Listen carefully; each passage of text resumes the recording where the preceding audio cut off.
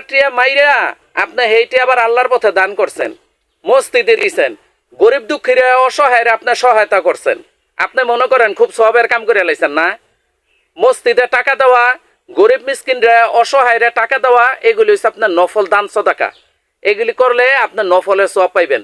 কিন্তু পরেরটা দিয়া, পরেরটা মাইরা যে আপনি কাজগুলি করছেন, আপনি জন্য ফরজ তরক করছেন, বান্দার হক নষ্ট করছেন। আপনি কি মনে করেন হাসর রমাদান আল্লাহ আপনার ছাইরা দিব? আর আপনার অনেক বড় সওয়াব লই আপনি হাসর রমাদান উপস্থিত হইবেন। যাইয়েন, দেখাইব না আল্লাহ আপনারে। কার বাবার দেখাইয়া আপনি নেককার হাজ যাচ্ছেন, আল্লাহরে মগা মনে করেন না। আল্লাহর আযাবের টানে বাঁচার চিন্তা করলে মানুষের হক ঠিক মতো আদায় করে দেন, মানুষের উপর জুলুম করেন না, মানুষের দেনাপানা পরিশোধ করে দেন।